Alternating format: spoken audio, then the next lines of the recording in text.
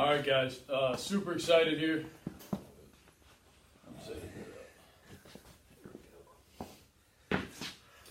All right, guys. Really excited for this curriculum episode. Coach Sleeve let me come out here to Kent, Ohio, to talk to one of my great buddies here, Aaron White at TNT Strength. As you can see, we're sitting here in a storage unit. It's about 5 degrees out. You can see our breath. This is a very special place to me. About 5 years ago, I started training here through word of mouth from a buddy of mine that worked with Aaron. He said, man, you got to come check out this gym. It's a small place, hole in the wall, dungeon. You just come in, you work your ass off, and you go home. So I decided to come out. I knew I wanted to be in strength and conditioning, but I realized the first day I got here that I did not know anything about strength and conditioning. So, full circle now, being an assistant for Coach Sleeve. He was the first guy I texted when I got the internship. I was juiced up, ready to go, and there was no one else I could really thank more than Aaron.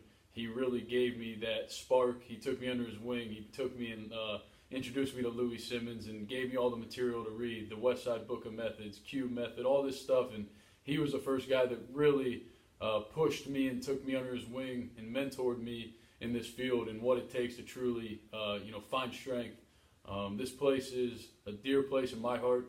It's where you learn a lot about yourself. You learn a lot about the process, what it takes to get strong. It's a special place. And then, I'll let Aaron kind of introduce himself here, how you got started, what the process was to get to where you are now. Okay. First off, thank you for having me. I can't say enough good things about Trevor. Kind of like a son to me, one of the many that I've had over the years. The way I got started, I was a high school athlete, college athlete, got into lifting obviously in those days, but didn't really know the true aspect of the whole powerlifting scene for many years after that. Myself and a few of my buddies were lifting in one of our friend's basements with his dad and a group of buddies. And it was primarily, bench pressing. That was the main key of it. A couple of the guys, my one buddy, Tony Lewitsky, he was into powerlifting more than I was. He kind of introduced me to the actual powerlifting scene itself. We liked to get into deadlifting and stuff. We were the only ones at the gym at the time into deadlifting. And eventually we said, I was like, hey, how about we start our own place, Let's deadlift, bench. I want to get into squat and I want to compete. And he was right there with me. And, he was the meathead about it and he wanted to do it. And I'm a go-getter. So the moment I have my mind on something, it's going to happen. And that's how I've always been. People laugh about it, We still laugh about things now. We're like, hey, what if we did this? And then literally the next day I'm messaging and I'm saying, hey, I got this stuff drawn up. Let's do it. So kind of got in contact with a few people saying, hey, I want to open my own place. Would anybody be willing to follow me and start training? And I had a contact that owned some property. He actually had a property office facility that he was currently building suites in. He had an unfinished suite, and he's like, hey, it's bare bones, but if you want to train in it, I would be willing to rent it to you as long as you personally train me. So that's how it was originally born. It was in Rootstown, Ohio. We were there for 6 months. Day one, I had 12 people come out for the grand opening, and my goal I had set for myself, I said, well, in 6 months to a year, well, actually I set it for a year. I said I want 20 members and I want to move to Kent. That's where I was from. That's where I was working. I wanted to be close to the university, mainly because I figured that would give me a better shot at reaching more young athletes. So within 6 months, we were at 20 members. I was looking for places to start a gym. I had no money though. We started with pretty much basement equipment, nothing spectacular. I was looking for places. I actually found a commercial storage unit located here in Kent And I contacted the owner, Greg. It was 900 square feet, had electric. And I told him about my idea. I said, hey, I got a small group of friends. We like to train. We want to set up our equipment in there.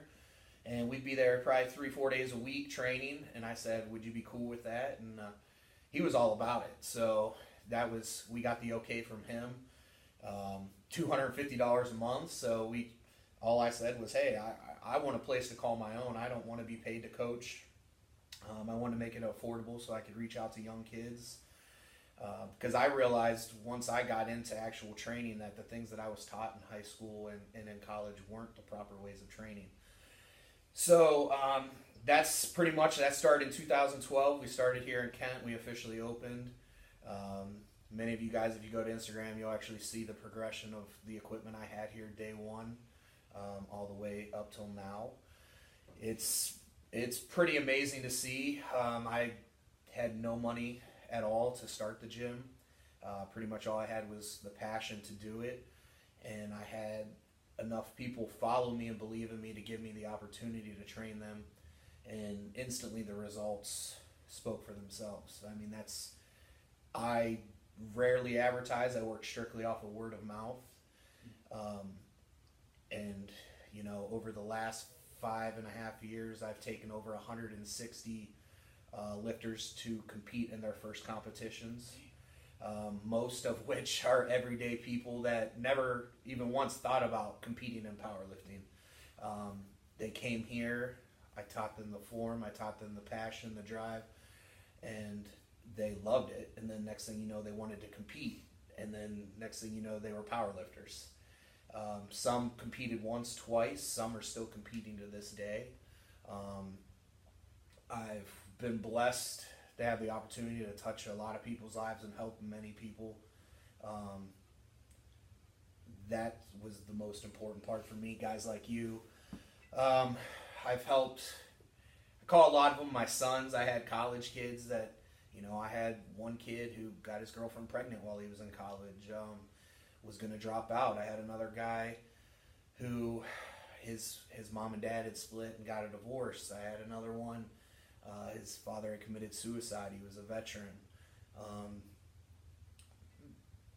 Sorry, a little emotional. No, man. But these are the kids that I mentored.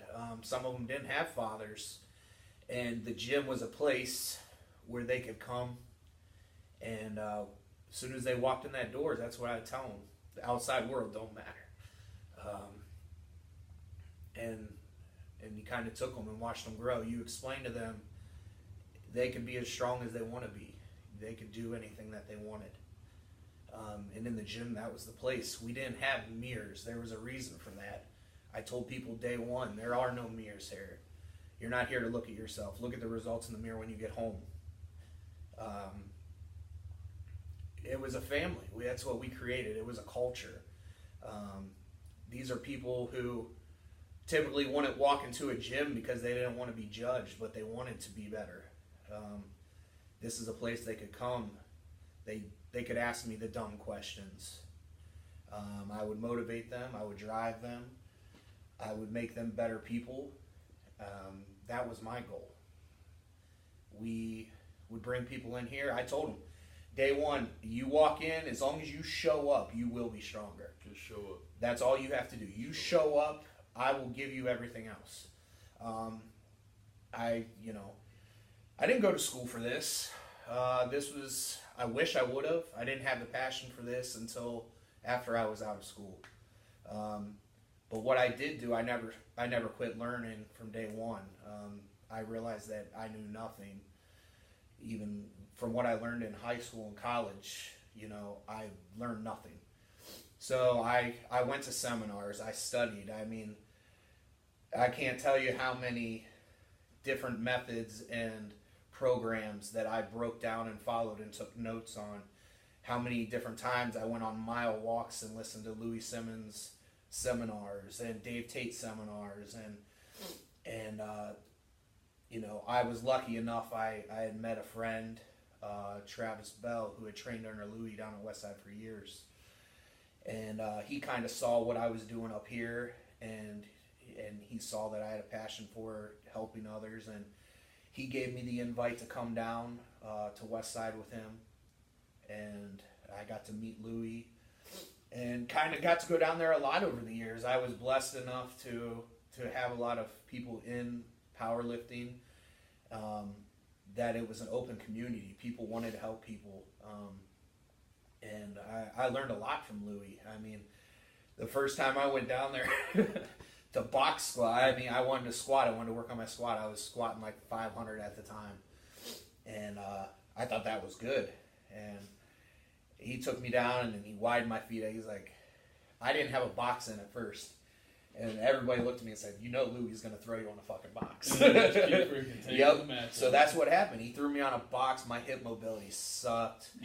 I think I started off, it was probably like a 24-inch box, wide, scooted my legs all the way out, and taught me how to box squat. Pulling mats, like you said, pull mats.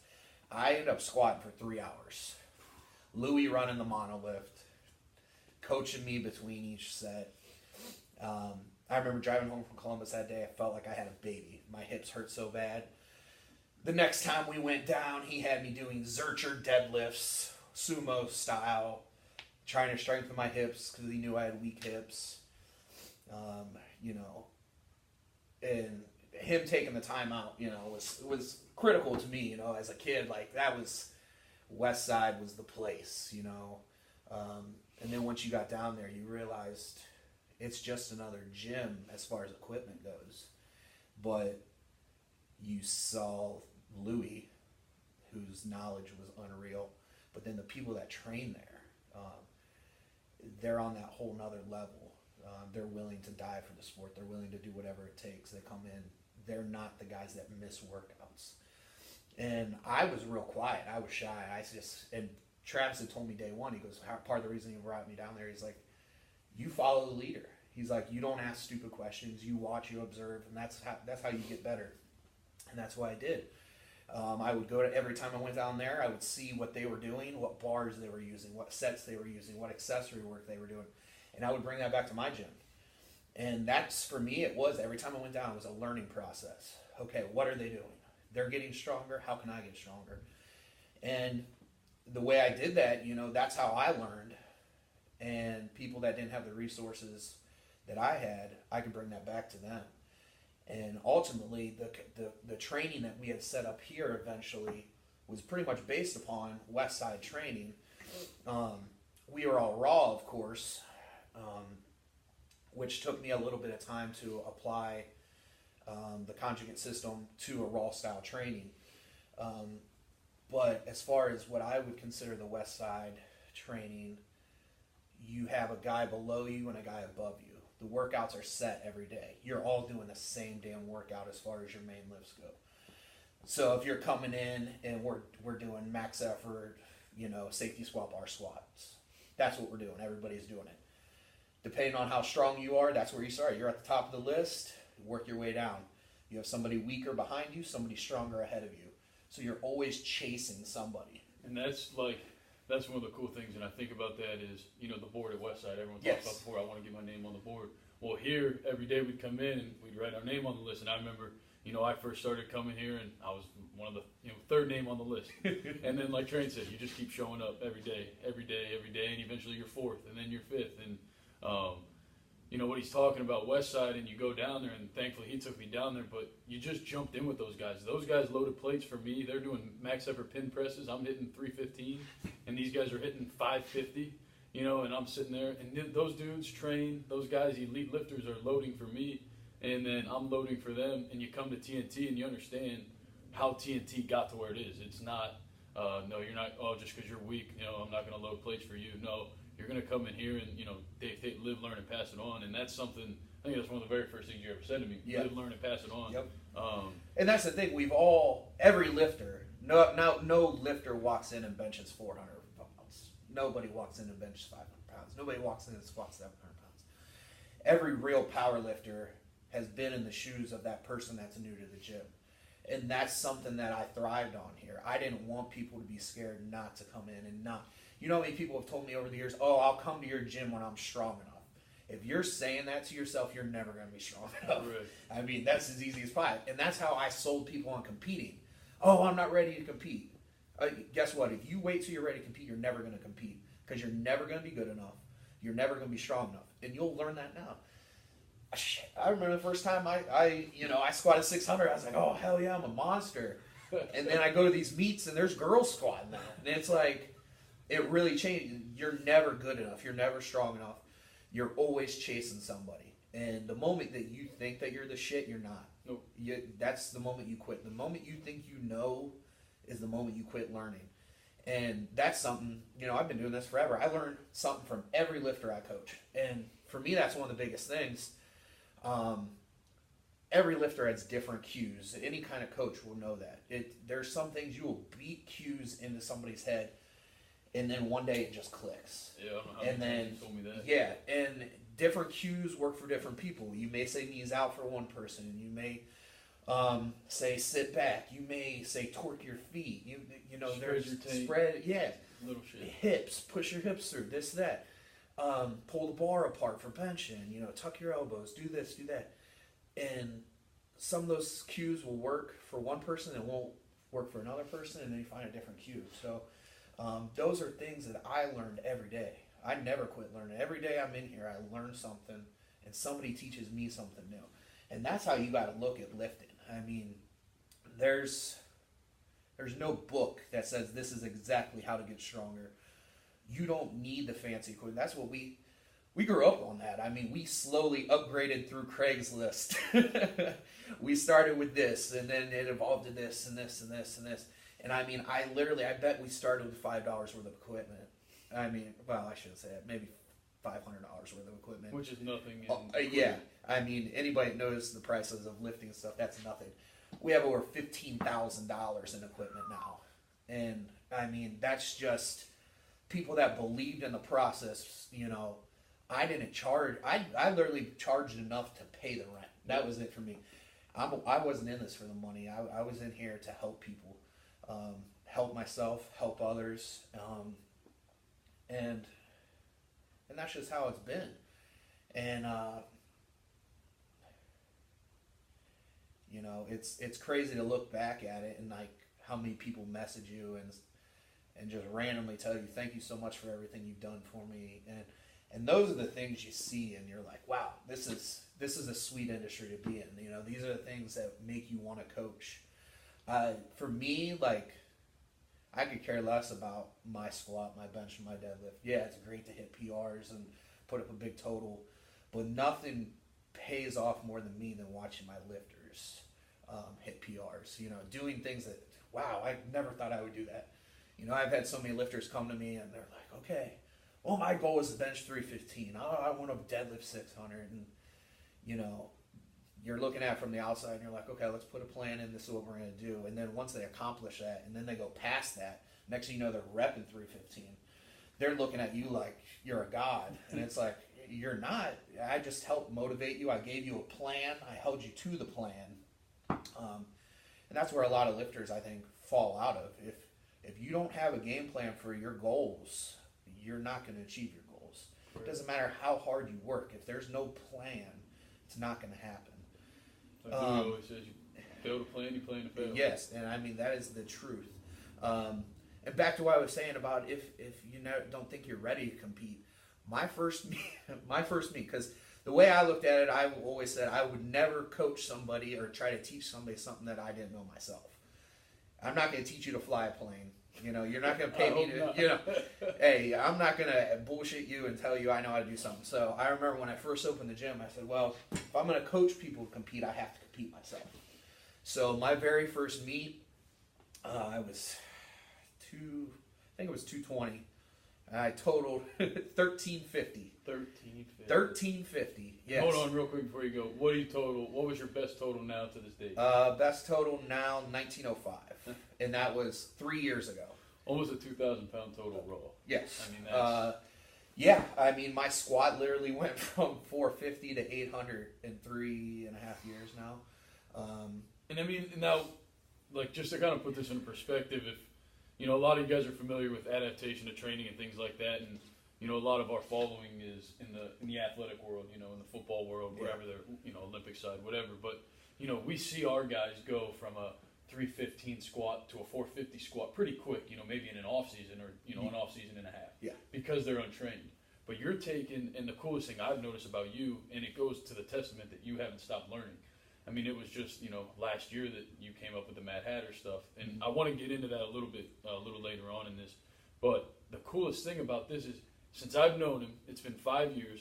He's an elite lifter. He's a top 50 bench press in the country. You know what I mean? Like, that's not easy. That's a pretty cool statistic to have. But he hasn't. I've never seen a plateau here. I've never seen anybody, whether now obviously the new guys like me when I walked in at a $170, you know, I was gonna shoot up. But even him with a 1905 total, he's still going. I mean, he's still PRing on certain lifts, and he's adapted his training to fit those new goals and to go meet those things. But it's like, that's just what you're talking about. You never stop learning and applying different things and figuring out what works and what doesn't. So anyways, back to what you were saying, but that's pretty freaking cool. Yeah, and I mean, that's exactly it. I mean, I looked back at myself, and my very first meet, I mean, Brandon Lilly was there, Caitlin Trout was there at the time, I believe that Aaron Palco was one of his first meets, Chris Hepler, this was down at Lexington in Columbus, and there were so many high-level guys there, and then most of them were all qualifying for the Arnold, which I was like, that's a goal of mine one day. I was like, I want to qualify for the Arnold. And eventually, 2 years later, I did, and have been going since. I mean, last year, TNT, we had 6 lifters competing at the Arnold. That'd be the most of any gym, probably. Yeah, I believe it was the most from one gym. We had guys on Elite Day and Pro Day. It was really cool. Awesome thing. You remember that first one when, what was it? I think, was it your bench? Yeah. You missed the first 2? Yeah, so my very first year at the Arnold, the first year I qualified, my bench at the time, I was benching like 430, 440. And we went there. So my first Arnold, I mean, hundreds of people there came down to watch me and support me, which can't thank you guys enough. It was a blast. But my opener, I had set it a little too high, probably. It was like 410, which had been easy in training, but unfortunately, one of the things, if any of you guys are looking to compete, the equipment's never the same. Everything's different. So always plan on something being wrong. The equipment in the back room was a different bench than that was on the main stage. We actually didn't get to warm up or check our rack heights on the main stage. So we went off the rack height in the back. Well, I have very short arms. And when we went out to the main, the rack was actually set too high. So when I got my hand off, it actually pulled my shoulders out. So I was no longer in my lock position, which, I mean, I almost got the bench up to lock out, but because of my positioning wasn't... Like one arm win or something. Yes. Yeah. So I was like, oh, okay, you know, missed an opener. No biggie, I'll come back and get it again. So I told my spotter, I said, we need to drop the rack height. So we went back out, they dropped the rack height. Well, here they dropped it too low. Because the rack was set too low, my feet were actually not set in the proper position underneath my hips. Because the rack was lower, my feet were more extended out. And now going into this, so for powerlifting, if you guys aren't familiar with the competitive stage, you have 3 attempts on every lift. You know, you have to hit. So if you're opening, you squat, you bench, and then you deadlift. If you miss a lift, or what is it? If you miss, you have to hit them. Yeah, so you go over 3, to, you're out. Yeah, if you don't hit your opening attempt or better, you're out of the competition. So at this point, I had already, I believe I had squatted 655 for a PR. So I was able to move on to bench, which bench at the time was my strongest. Yeah. My strongest. And so I missed it, and then went back out and missed it again. So it came down to my 3rd attempt. And I mean, I always tell my lifters all the time, you'll find out what kind of person you are. Hitting lifts, going 9 for 9 is great, yeah. But you'll truly see the real lifters and what kind of drive and motivation somebody has if their back's against the wall. And that's kind of where I was at. You know, I had my whole team there. I was the only one representing my gym in my first Arnold. Hundreds of people there to see me and spent the whole weekend there. And the lift that I was most confident in was my bench. And here I am for the first time scared that I may bomb out and not even get to deadlift. And we got the rack height. I got my mind straight. I remember so many people come up and talking to me before my last attempt. Remember you asked them, hey, can I put on my PR song? Yes. And they freaking blared Blood on the Lead. Yeah. That's one of those things that stuck out to me was when I was watching you up there. Cause my first experience watching, that was freaking awesome. And then... Yeah, and I just zoned in and said, hey, this is one of those moments where you make or break. So I ended up getting it on my third attempt. I actually smoked it the way it should have been on the first one. So I was happy at that point just to move on. Ended up pulling a deadlift PR and finishing the meet. So that is one of those moments I'll never forget. We actually have a picture of it where my spotter and actually the judges and the spotters that were working the event are all yelling at me in the middle of this picture. It's really cool to see. That's sweet. The whole room. You can kind of just feel everybody. I'll never forget that. So that was really cool. Yeah, that's one of those memories I'll never forget. But yeah, I mean, like you were saying, just constantly getting better. I mean, my total, I think for the last 3 years, went up like 200, 250 pounds every year. And that was just coming in and doing the work, you know. And those kind of things drove and motivated other people to come train with me. And it opened me up. One of the most important things with being good is having good people around you. One of the things at TNT, you know, I had people seeing what I was doing, people that believed in me and came around. So I had great training partners. There is nothing more valuable than reliable people and most importantly, honest. There you go. That's what I was gonna say. It's all good and fun to have your buddies training with you and telling you, oh yeah, man, that looked good, that looked good. And it really looked like shit. Yeah, if your squat's high, fucking it's high. You tell your partner, hey man, that's looking high. You drop the weight back, get it right. If you don't have training partners that can give you cues, that was something I struggled with early. I was coaching everybody. I had nobody to coach me.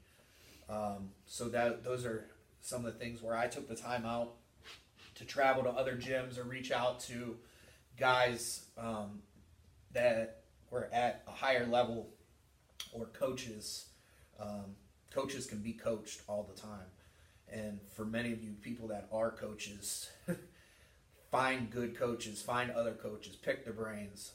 Find people that are smarter than you. Yes. And I think that's something a lot of people kind of want to shy away from. Like, you know, it'd be like me coming in saying, hey, you know, now that I'm an assistant with Akron, train, you know what, man, powerlifting's for the birds. Yeah. But, you know, that would be ignorant of me because you've been doing this so long. You're stronger than me. You've read more than I have. You've met better, bigger, stronger people than I have. I think it's important. Don't shy away from that shit. You know, go find the strongest dude in the gym. Go find the smartest guy in the gym. Exactly. And go freaking hang out with him because there's always going to be someone below you that you're going to take and pass down the line. And that's one of the things, the main reasons why I went down to West Side. You know, yeah, Louis is smart and he's brilliant and he's been around. So why should I start at page 1 when he's already on page 300? Pick that guy's brain. Talk to those lifters. And something I realized with those lifters, a lot of them aren't, they're like me. Like, you're lifters, you know stuff, but their coach is the one that tells them what to do. Right. And a lot of the guys that train down there will attest to that. I mean, they come in and do what Louis says. And that's what makes them good. They don't think that they're better. They know, hey, you gotta have a boss, you gotta have a captain, you gotta have somebody that runs the ship. If you don't want to listen, get the hell up. We don't need you here. Yeah, exactly. And I mean, people see that all the time. They always laugh, like, if I'm ever not here, it's like a clusterfuck. Oh, nobody knows what to do when daddy's gone. No, that is so true. And I mean, even people I've been training for years, it's like, dude, you've been training here for 2 years, you don't know what to do. You're looking around. Like, yeah, you know, it's like, oh man, he didn't tell me what to do. And I mean, that makes it nice for people, you know. It's like, you don't have to know what you're doing. You can come in and I'll teach you, I'll show you. Follow the leader, you're gonna get stronger. And the people who showed up regularly, every single one got stronger. I can honestly Weird say how that works. my program has never failed anybody. And I can say that because the ones that stay, it doesn't. The program doesn't fail, people fail.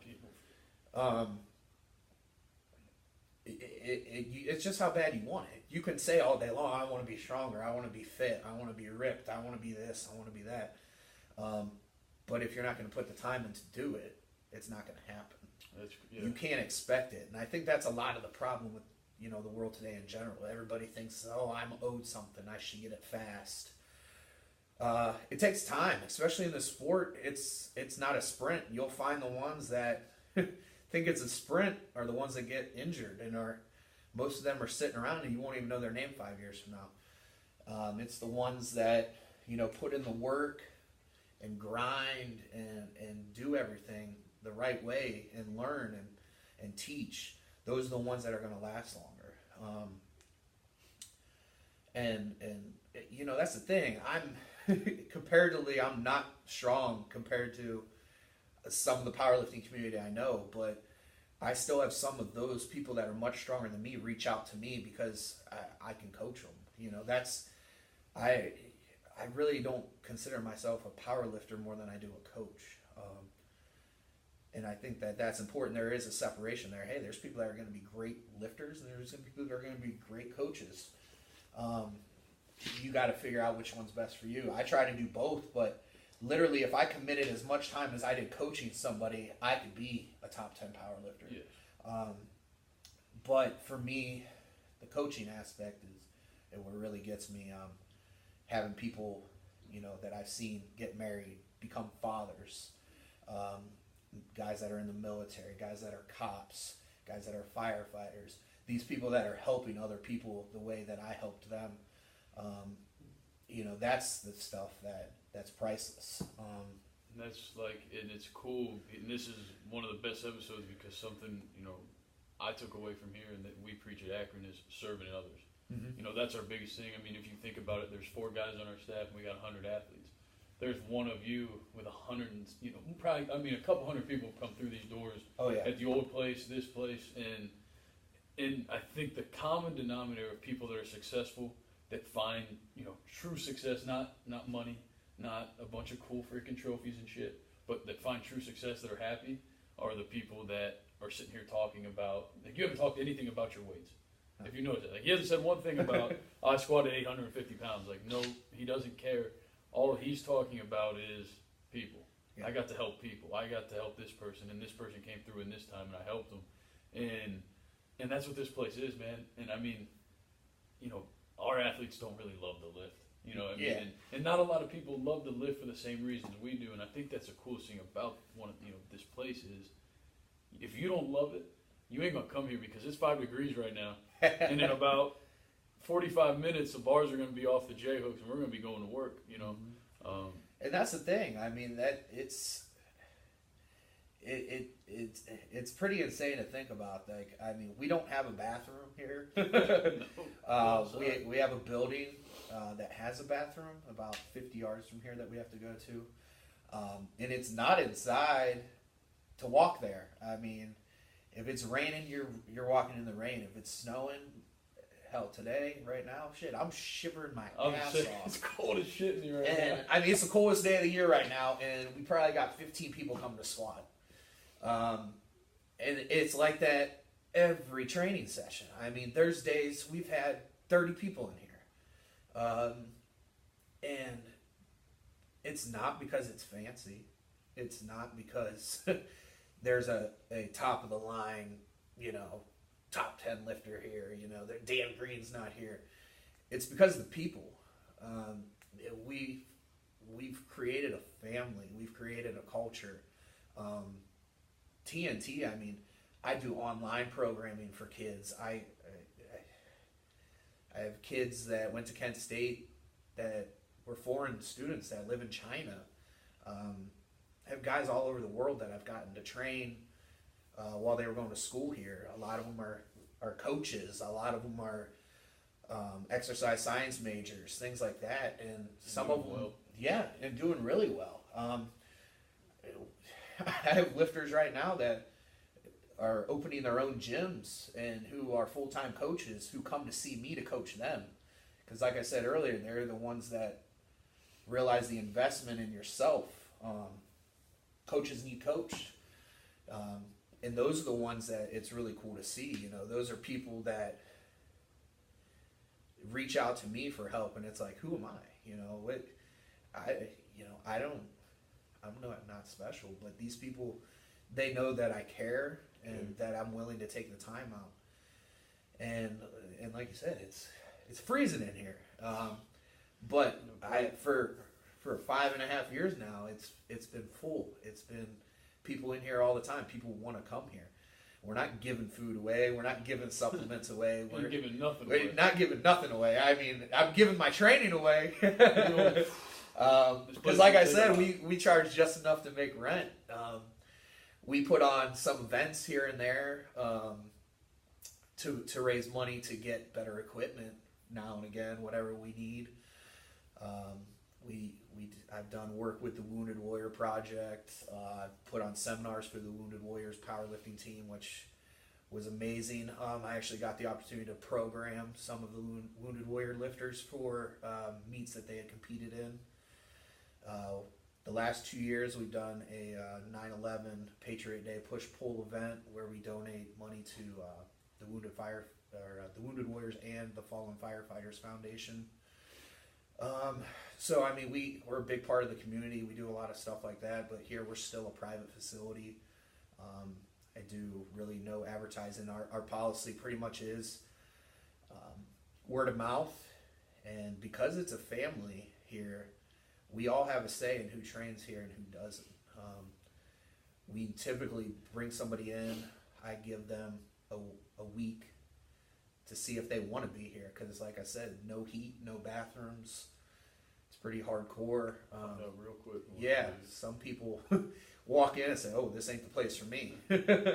Which, hey, if it's not, that's fine. If I can't say you're not going to get strong if you stay, but that's your choice. And then from there, we usually put them on a probation period. Pretty much that first month. If you're not showing up for training sessions and you're not reliable, you're not dependable, see ya. This is a team. If we can't trust the weakest link, then you don't be here. You got to have good spotters. You got to have good loaders. You got to have good training partners. Like I said earlier, if you can't depend on the person next to you, what the fuck is the sense of them being there? Also, if they didn't fit in with what we had, like I said, it was like a family here. So if we're not inviting a cancer in, nope. Easiest way to stop it is to cut it out before it gets there. So we have an amazing group of people. We always have. Some of them aren't the strongest people, but damn, are they motivated. A lot of these people come in and just, like I said, in the cold, in the weather, and work their ass off. You know, there ain't no mirrors in here. There ain't no girls walking around half naked. There ain't no Instagramming. I'll tell you right now, outside of the videos that I take for the people, I see somebody on their phone, they're getting their ass ripped. You ain't loading weights if you're not helping somebody out. You know, it's, yeah. And that's how it is. You should be loading for the, you know, like I said earlier, it's that chase method. So, you know, if you're up in 3 people, get ready.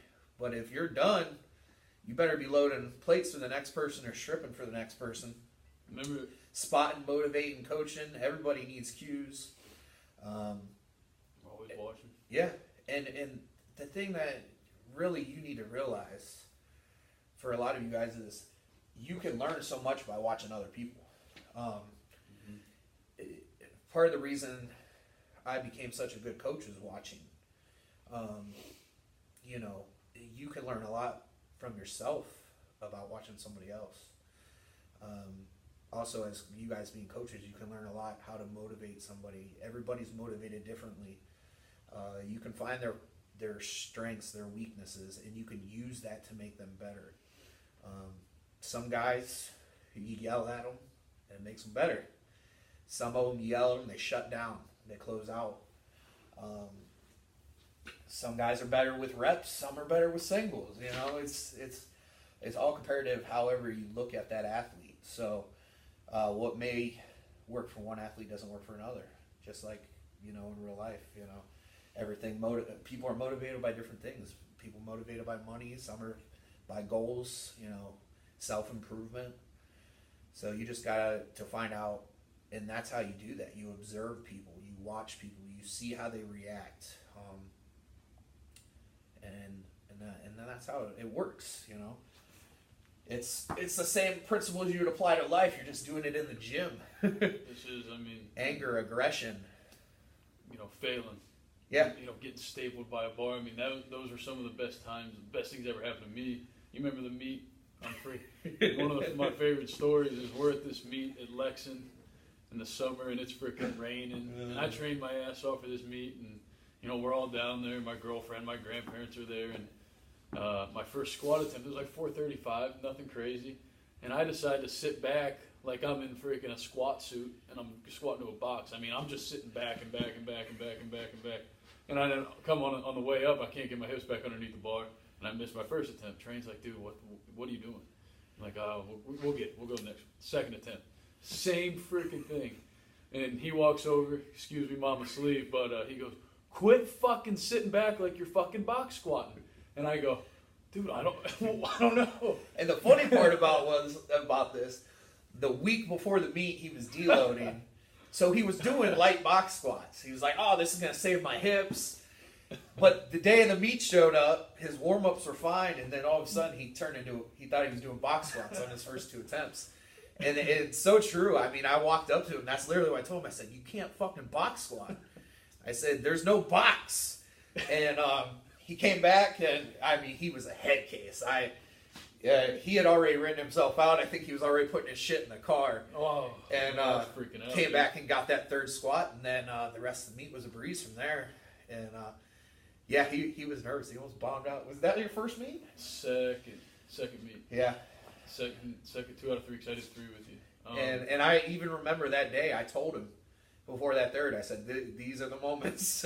that same situation, you know. And that's why I told him. I said, "We'll find out what kind of person you are right here," and that's the truth because some people, when facing failure, the thought of failure, will fail. It's inevitable for some people. That's what they do. Other people rise to that moment and refuse to fail. And that's where the coolest thing I think about you and me, and I think why we get along so well is, you know, you fell in love with this, and you helped me fall in love with this stuff. And I mean, you took me on your wing. I remember you telling me, you have to tell me to shut up. Like, dude, quit asking questions. I'm coaching right now. And I'm just sitting here asking stupid questions about freaking getting your lats tight when you bench and stuff like that. And I would text him, hey man, what can I read? What articles do you have on Elite that I need to read? What books can I read? I was constantly sending emails with stuff that I had read. And sometimes just to get him off my damn back, my wife's like, who the hell, what is Trevor? Why is he, it's midnight. Why is he asking you about squats? And that's one of the things with Trevor. I mean, I barely ever took anybody down to Westside with me. For the simple fact, like, I was there to learn. I was the coach here, so it didn't really help me to take somebody down there with me that wouldn't understand what was taking place. And I knew from when I met Trevor, he was like a sponge. Like you said, he was always asking questions, which is how I knew that day, like, this kid's going to do this. So I had asked Louie if I could bring Trevor down with me. He said, sure, bring him on down. And took him down there with me. I worked out with the team. I had gotten Trevor over to a few of the guys there that I knew that were very knowledgeable. The little guys. Yeah. The littler guys. And I literally just let Trevor suck it in for 3-4 hours that day. I believe, was it your first time when I took you down to Corey Gregory's gym too? Was that the same day? I think it was, yeah. We went to Corey Gregory's, then we went there. Or was that the second time? I don't know. We went twice. You and me went to Westside twice. Okay. Yeah, one of them we went to. Okay. But anyways, yeah, that's why I took Trevor down there, and I had guys from the gym asking, "Oh, why didn't you take me to Westside? I'm stronger than him." It had nothing to do with taking him because he was stronger or weaker than him or stronger than anybody. I could tell that Trevor had that wealth for knowledge, and that taking him down there in the long run was going to help him be a better person, and was going to help powerlifting as a whole. Like I told him, learn, live, and pass on. I knew that Trevor was going to live by that, and I took him down there. He sucked up everything, came back, started applying that. It actually helped me here at the gym because Trevor was able to help me coach a little bit because of the things that he was learning that I was teaching him and that he was picking up on his own. And then I had later taken him back there. I remember at one point Trevor, he was about to drop out of college. 12 credit hours left? So that was close. It was really close. And he goes, oh, man, I'm thinking about dropping out of school and just training with you full time. I'm learning more with you than I am in school. And I told Trevor, I said, if you drop out of school, you're not coming here. That's how I threatened him. I said, oh, yeah, I'll take the gym away. I wasn't happy about it. He was so set on this is my way to drop out of school. I told him that paper was more important than anything that I could give him, which... Yes and no. Yes and no, I agree with that. But Trevor went back to school. He finished it. And then shortly after that's when he got sent me a text saying that he had got accepted for the strength and conditioning program at Akron U. That was probably one of the top days in my life of coaching to see that happen. Just to really see somebody that you would put time and effort into and it actually pay off. I put my time and effort into a lot of people. A lot of them take it for granted. And it is what it is. Some people, it's just training.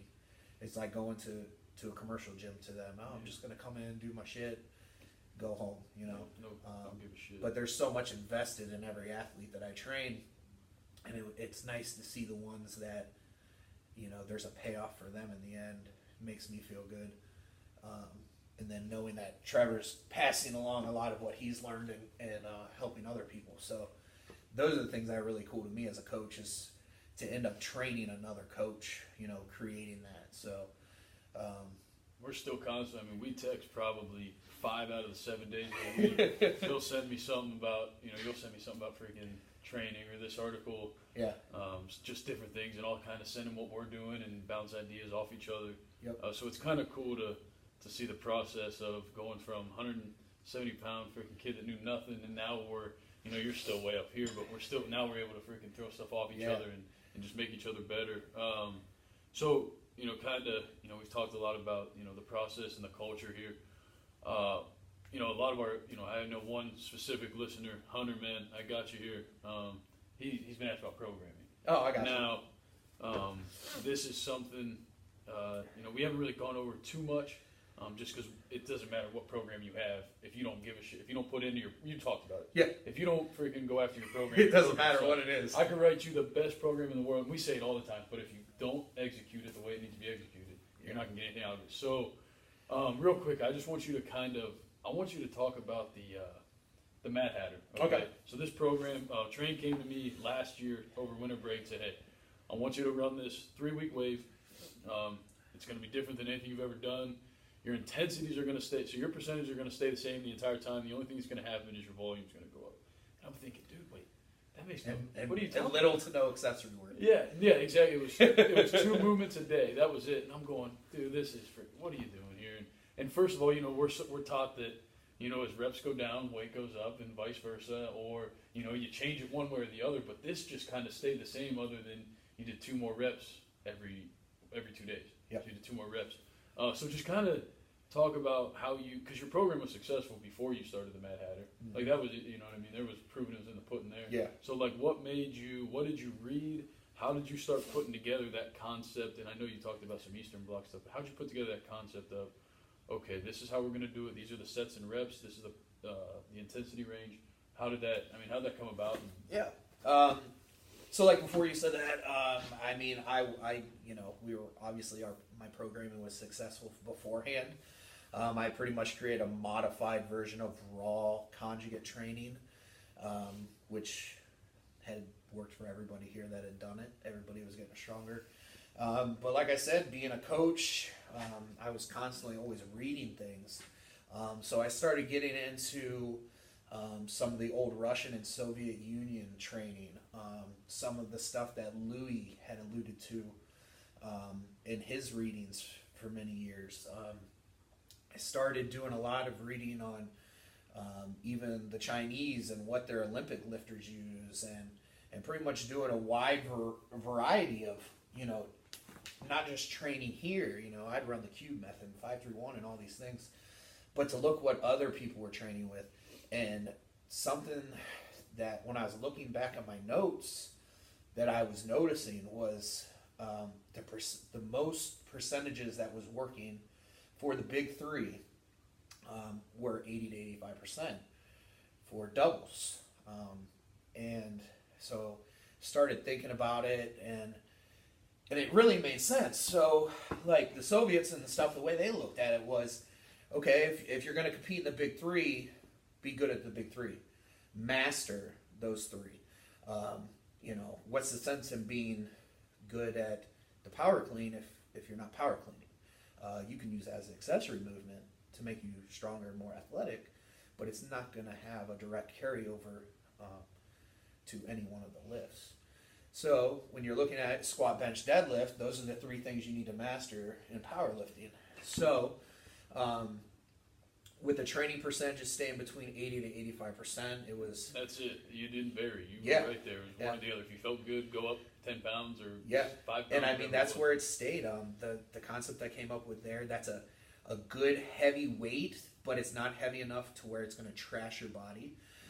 The reason with doubles was, okay, you may be able to take 80 to 85 for a 5, a set of 5, but you want to train your body optimally, and your frequency needs to be correct to where, okay, 2 out of those 3 reps or 5 reps may be good reps. The chances, the more reps you do, the more chances you have of failure in your posterior chain and things like that. So why risk the injury? As far as the frequency goes with the rep scheme, so typically we start out with 5 sets of doubles, and then the next week 6 sets of doubles, 7 sets of doubles. And the reason with the doubles and the frequency is in powerlifting you only need to do a single. So obviously if you can do a good double with the same weight, a single is going to be easy. So I was looking at it from a perspective too. Okay, well typically our training would be 5x5, 3x3, things like that. So I'm like, well, you can't just get strong doing 2 or 3 sets of doubles at 80-85%. The volume had to go up. The volume had to increase. So when I was looking at the program and how I wanted to design it, 5 seemed to be a good baseline. So that's 10 reps at 80 to 85%, which is still typically more volume than you would do if you were to go in and work up to a max. Just working up to a heavy 5. I mean, cool, it's great, but... And that's how I calculated. I'd taken, okay, if I'm going to bench 405 today, okay, I'm going to take 135 for 5. I'm going to take 225 for 5. I'm going to take 275 for 5, and now I'll go 315 for probably 3, and then I'll go 365 for 2, and then I'm going to go 405 for a single. By the time I added that volume up compared to where if I did my normal warm-ups up to 80 to 85% and did those for 10 sets of doubles, my volume was higher. I'm actually handling heavier weight in my hand over that volume than what I would if I was just working up to a max effort single. So then the next way I looked at it was, okay, well, how can I keep this intensity training? Because I still like the idea of the speed work. So on your squat day, your heavy squat day, you would have your doubles at 80 to 85%, which would be followed with a compound movement of a speed deadlift, typically where we would work the same way, 65%, but you would stick with the same amount of doubles. So if it was a 5x2 that day, you were doing a 5x2. If it was 7x2, you're doing a 7x2. So it was still keeping the volume up and allowing you to get some speed work in, and you were still performing your normal deadlift, so it was good frequency training. Technique. Exactly. Technique. And that's ultimately what this whole program was about, is fine-tuning the technique at a heavier weight. Your technique may be great at 70%, but at 90%, it could be breaking down. And if you're competing, all that matters is 95% or higher. Exactly. It doesn't matter how great your technique is in the back room, in the warm-up room. Yeah, if it's trash on the platform, it doesn't matter. And the volume itself added up so quick. I mean, because I did some test runs in the gym, and I mean, to go through an 8x2 of squat and 8x2 of deadlift, there was no time left for much accessory work. And the more I looked at it, there really wasn't any need for it, because the speed work being the second movement was ultimately giving you your cardiovascular blood work for recovery. So it wasn't necessarily needed, and because we were working below the 90%, your central nervous system wasn't taking the beating that it would as a max effort day. Which was crazy because 80 to 85, like that's heavy, but it's still, if you're working up to a heavy 5 or a heavy 3, like that's way more taxing. And you really didn't need, as we found out, you didn't need anything else. And what was crazy is, and this is the constant comments that I get from the program, I've had probably over 25 lifters run the program now. All have produced, typically the results for just a 4 to 6 week block has been 30 to 50 pounds on your squat, 15 to 25 pounds on your bench, and then the same thing with deadlift, right around 30 to 50 pounds, which in that time frame is unreal. And I wouldn't say it's so much strength, it's technique. It's allowing you, because you're doing what typically you would do 2 reps probably at 80 to 85% during your warm-ups. Now you're performing that for 5 sets of doubles, where typically you'd be doing 1 set of doubles and then probably going to 95 or 93%. For a single seat. Exactly, and then you're out the door. Well, here it's causing you to handle that weight more often. Your frequency is better, which is honing in on the technique. You're going to become better. You're going to learn to master the lift because you're handling that 80 to 85% over and over and over again. And as you saw in the program, we're literally, all we're doing is adding 2 reps every week. So when you're looking at it, you're going to start at a 5x2 with this set weight, and 4 weeks later, you're doing a 10x2 with that same exact weight. So when you're looking at it, you're like, holy shit, I doubled my volume. So there's no way you didn't get stronger. And something that we noticed throughout it, your sets typically would get better. Your first set would be typically kind of like your warm-up. It was good, but the technique wasn't there. Next set, technique got better. Third set, technique got better. Fourth set, technique got better. And even though your volume was getting higher, your technique was improving, so the weights moved faster, they moved better, they felt better. A lot of times by 8 and 9, you're like, wow, I'm tired, but it's moving, it's looking good. That's kind of last set, best set came from Mad Hatter. That became a common theme around here, last set, best set. And that wasn't because, it was my last set. It was because it was seen. It literally was your best set. Yeah, it was your best set. By you're like, shit, I want to do another one. And you're like, no, that's it. Save it for next week. And, everybody improved on it. And one of the other things that I got a lot of feedback from was people would leave the gym. They would say, man, that workout was hard. I got through it, though. And they're like, they felt like they would be beat up the next day. But then they woke up and they're like, wow, I feel good. I feel like I could go to the gym again.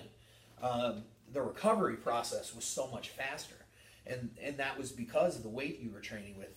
You were doing high volume with it, but you weren't getting the central nervous system beat down that you would be getting if you were doing a max effort at 95, 97%. Straining, freaking moving slow, taking 7 seconds to complete the lift instead of just a solid, smooth, up and down.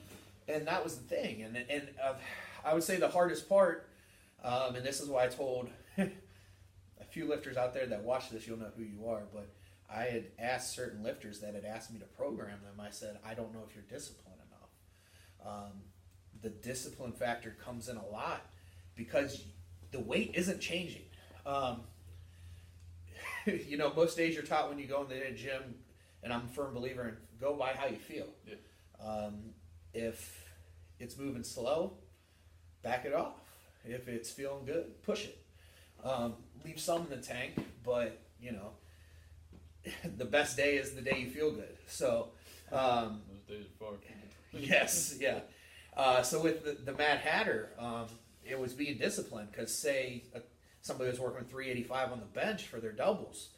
By week 3, you're doing 7x2s and you're like, wow, it's moving good. I feel real good today. I bet you I could hit a PR. Don't ruin it. Don't ruin it. You just ruin the next 2 weeks of the program. Yeah, and that's the thing. And a lot of people don't have that discipline. I see a lot of lifters that I program, and that's what stinks for me is because I've invested in you. I want my programs to work for you. I love seeing you get the results that I know are there.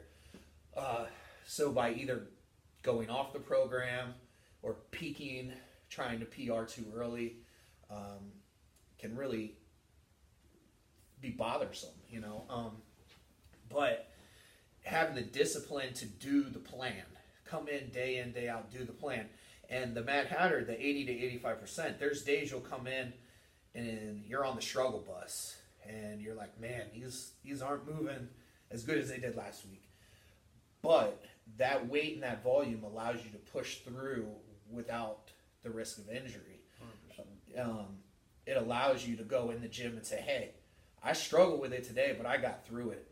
Then the next time you come in, you're increasing, 2 more reps, and you're like, hell yeah, I got through that last week. I'll get through this today. And that over time, is the proof's in the pudding. If you sit down and calculate the volume, it is insane the amount of difference. And that's when I started, kind of coming up with this program. That's what I looked at. I'm like, the volume alone. The total volume. The total volume. Total poundage, 30,000 pounds worth of work. Yeah, and in some cases, that's how I talk to some of my guys about it. Like, okay, you write down what your normal warm-ups are. If, say you were coming in to do a max ever squat today, write it down for me. We would add up that volume. We would add up the Mad Hatter volume, and in some cases, 3 times the volume. But you would finish that workout, and you're like, wow, I would be more beat up if I fucking would have this. 100%. And I think, too, with that is, okay, cool, you went in and hit 95%, but the quality of the reps you were getting out of. Well, and that's the thing. Your body, a good powerlifter I know, he's been in the game for 40 years, but Duke, down at Duke's Iron Zoo, had told me that before. Your body always remembers the last rep. So you don't want it to be an ugly one. So it's kind of same believing in that, the quality of reps. I tell people all the time on this program, you could go in and do a 5x5. Okay, so let's say 3 out of those 5 reps are good. You had 15 solid reps out of 25. Right. Okay? So with the Mad Hatter, you do 10 sets of doubles, there's 20 quality reps. Every time? Every time. And guess what? Your body's going to remember that locked in, that motion. You're not giving it garbage. And I think the psychological aspect too, because I've had a lot of time to digest it, and I've run it again since and put my own little spin on it and tweaked it. But the psychological factor of it, being so confident in getting under the bar, and that's something I've kind of taken with me and always kept in the back of my mind. I'm not someone that really adapts to linear progression. I'm not an overload constantly every week kind of guy. It just doesn't work for me. What works for me is putting the same weight on the bar. So for me, like 315 is a bench number that, to me, I'm still like, holy shit, I can bench 315. But if I can have that in my hands more, and the more smooth, confidence. Boom. Okay, let's go 365 for a PR, and the same with the squat. And I think the psychological factor in lifting, we think so much about the physiological stuff, what's going on, or how you're getting stronger, what's going on deep down, on the molecular level. But let's talk about the psychological factor. If I have, and just kind of bring this back around to the strength and conditioning side for those guys listening. This would be a great thing to do with your developmental guys, your young guys. Once you get them to a point where you've built a decent base, because they're going to lift in season. You have them for 20 straight weeks, where you have them, they're yours. You don't have to worry about nothing else. that's the time you can take to develop some technique stuff. You can go through some very basic movements, push-ups and bodyweight squats and iso holds and things like that. But then as you start getting out of that phase, and they got to get stronger, right? They're going to come back in January and have to be ready to roll. But I mean, just thinking about it, me and my buddy, Coach Heist, he came up here the one day, we were talking about that. And that's something that we were talking about was doubles. What a great idea for developmental. And he said it best, more first reps. Yep. More first reps. And then you think about it, you're like, man, that makes freaking sense. And I mean, it's just... Well, and then that's part of... so I'll give you guys a couple things that it will kind of make you think about that too. So around that, even Trevor's run that program 3 times back to back at one point and put gains on each one. And what's crazy about it is if I was to tell you, in 6 weeks I'll put 100 pounds on your total, wouldn't you do it?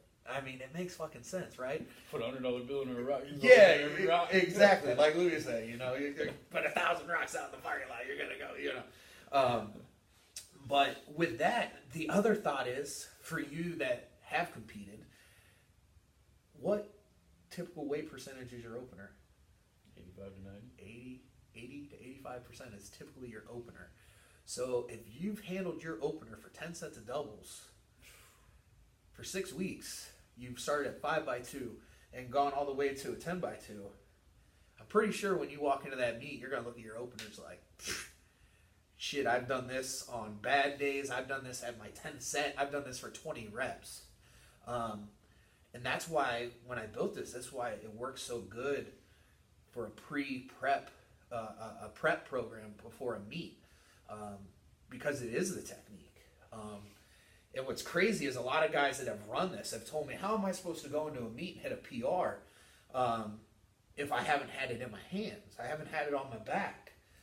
Well, if your body has conditioned itself to perfect reps, for 20 perfect reps at 80 to 85%, you're going to be able to hit one quality rep at 95 to 98. And it not be an issue. It will go. The only thing that would fail there is if you have a weak spot that you haven't been working on in your off-season work. And that's why typically I would say that the Mad Hatter isn't for somebody to run consistently nonstop. That's why it is a shorter block. It's typically I run 4 to 6 weeks. And that's how you get the big impact from it isn't technically as much the strength as it is the technique. Obviously, through the volume, you're going to get strong. You're going to get strong, but your technique is so important. And it going into a meet, technique is the most important thing. Obviously, the volume and the strength, but the other thing too is being beat up. A lot of guys peak before a meet or during. They come down to the end of prep and they're like, man, I can't wait for a week off because my body's beat to shit. Because you're pounding. You're doing 93% for doubles, at some point in prep. Slow reps. Yeah. It's a lot of time under the bar. So when you're coming off the Mad Hatter, literally most guys take 4 days off and then they test. And then, like I said, the average is right around 90 to 100 pounds on your total. For most people that complete it properly. And I think the true tale of this program is it helped a guy like me, who relative to these guys is not a very good lifter, but it's helped other guys on my level, and it's also taken guys at an elite level. Yeah. To I've had, and that was part of when I had shown a few people this program, because I actually I had torn my bicep tendon on stage. Last October, well, it would be 2 Octobers ago now. I tore my bicep tendon, so I had to have surgery to repair it. I was back competing within 6 months. I actually, in the off time, this is when I came up with the program. I designed it, and the first thing I did when I came back, I had set myself, I was competing in the New York State Championships in Buffalo in August. And I said, well, I want to run my Mad Hatter before I start meet prep. And I ran it, and then it went so well that I continued it up to the meet. And I went into the meet and put up my best total ever. And coming back from a bicep tendon surgery, I was just happy to be there. I was hoping just to hit what I had hit before I got injured. And I had hit PRs on every lift. And a lot of the guys that were there were like, man, what the hell were you running? You know, how did you come back? You know, you had this injury that you dealt with, and then you came back stronger. And I had told it to them, and some of the guys that I was telling were like, wow, shit, man, that makes sense. You know, when you look at it, it's like, why, yeah, that makes, you know. And then instantly I had other guys contacting me, hey, man, I want you to program me. I want you to write that up for me. And the big question at the time was, would it work for a pro level guy? I mean, it had worked for me, but how about some other lifters? And I had 3 pros run it, and those guys also saw an impact, not only in the platform, but I was getting messages throughout training, getting updates from them saying, this is the strongest I've ever felt. This is the best I've ever felt. The weight has never moved like this. My form, my technique is becoming better. I'm putting on size. I feel so much more confident. And those are the things when you're in meet prep, those are gold. I mean, to have feeling of feeling good, feeling confident, feeling strong, weight moving fast, those are typically things, if you're having that in a meet prep, you're going to perform the day of the meet. Especially those guys that are at that level. Yeah, exactly. Because, I mean, at our level, 5-pound PRs are huge. Right. I mean, we'll grind away for months to hit a 5-pound, 10-pound PR at this point. So to see guys, I think the one guy had run, he ran it for 4 weeks. He had contacted me like 5 weeks out from a meet and said, hey, I want to run it. He ran it. I want to say he put 35 pounds on his total in 4 weeks. And he was looking at getting a 60-pound increase. He had just missed, I think it was 523. He was going for Lillibridge's record for UPA for bench, and he had just missed it. And going into that, I was like, man, I don't know how this is going to work. You know, like, I mean, that was the first guy I ever really tested that on. And right after the meet, he goes, hey, when can we start again? So, I mean, there's people out there that's working for at that level. Obviously, the entry-level people, it's huge for you guys, like you said, technique. And then, like, I also have other programs that I run for people. I came up with a program I called 567. Yeah. It's a great off-season strength program. Typically, I run people on that after a meet or before a meet prep. Very high volume. Just high volume. 5x5, 6x6, 7x7 with set percentages. So that the percentage obviously is a little bit lower, but it's, you know, your captivity, you're building so much more. I can't think of the word I'm looking for at the moment. I'm freezing. Oh yeah, we still got a squat too. Bro. Yeah. But, I mean, your workload's so high at that point, you know, your cardiovascular is up, you're ready to go.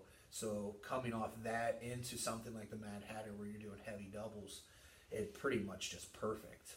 Yeah. It's a good fit. I've run both of them myself. I also I started to come up with one that I call the Houdini. At that point is when I just decided I'm just going to keep it Mad Hatter. And keep it, you know, it's just Mad Hatter strength program. So there's multiple ones that I've written at this point, but the Houdini was the Mad Hatter, but I adjusted it for people who wanted to use bands. So on that, I was dropping down. So instead of working with the 80 to 85% bar weight, I was working with 70 to 75% bar weight, and then adding in 10 to 15% of band tension. And I ran that as well. I ran that for 4 weeks. And I took my raw squat, just no reps. I took my squat from 675 to 705 in 4 weeks. Just running that program. I haven't run it since, just because shortly after that I went into meet prep. Right now I'm in off season, so I'm actually in the process of cleaning up my diet a little bit and working on some small stuff, because that's going to be really important once you come back. And I think a lot of people need to remember that. In the off season, a lot of people want to pick meets. Oh, I want to do 4 or 5 meets in a year. That's ludicrous. As they say, spend more time building than testing. I'm a firm believer in that. We rarely test. I'd say very rarely do we ever. Yeah. And part of that's because of what, the kind of basics that I learned down at Westside. If you know that you've hit 675 off a 2-board, or if you pulled 555 for 5 from a 3-inch deficit, there's ways to test your max out without testing your max out. If I know that I come in and I increased that movement by 2 reps or 20 pounds, then I don't need to test out. Right. I know at that point I'm stronger in that area. So I know, so say with deadlift, if I hit a max, if I hit a 2-rep PR on block pull and a 2-rep PR on deficit, I know when I go to pull off the floor, I'm going to pull a PR. Yeah. So there's no need for me to test it. I think a lot of people and a lot of young lifters need to learn that. Coaches too. It's a good way to keep your guys injury free. And part of the reason why I always know when we go to meets my guys perform is because I know going into it that they're going to PR. I can tell by their other lifts. If I've seen them get stronger in their floor press, and then I've seen them get stronger in their incline press, I already know when I test their bench, they're going to be stronger. There's no sense in testing that bench before then, because the only 2 things can happen. You can either hit it or you can miss. Sometimes with a miss, it could lead to injury, but more psychological than anything. If you constantly miss weights, you'll see this a lot, and I'm sure many of you coaches see this a lot. Say for you, 315. Oh man, I smoked 285 and put 315 on. I failed. I hit 305 easy, 315. It become a number on the bar. Yeah. So let's not work with. Hey, once I know that you can double 310, then I know you're strong enough to hit 315. Yeah, no doubt. So why have that mental barrier? So then, hey, okay, we're going to do 305 for 5 sets of 5 or 5 sets of triples. Once I know that you've done that, I'm going to know at that point that 315 is ready to go. Let's roll. Yeah, so that's a good mental way to break through that without beating down the athlete. Absolutely. Don't let them fail. Don't teach them that failing is good, but let them know that failure can lead to successes in the end. Use it as a testing. No doubt. But make sure you're spending a lot more time building. Well, I think that's a great way to end it here.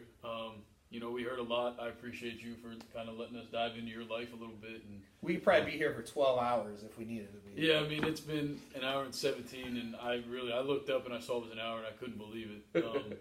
But no, I mean, if you get a chance, at TNT Strength on Instagram, he's on Facebook. Aaron White. Our website too, tntstrength.com. Yeah, if you want any ways to get stronger, pick Aaron's brain. Obviously, like you can tell, he's more than welcome to help anybody out. Really appreciate you guys listening, and we'll see you next week. Matt had our strength programs.